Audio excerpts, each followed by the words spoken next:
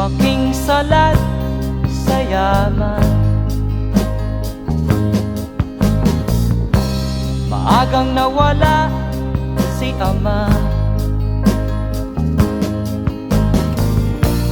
Ang ina ko na may mahina na,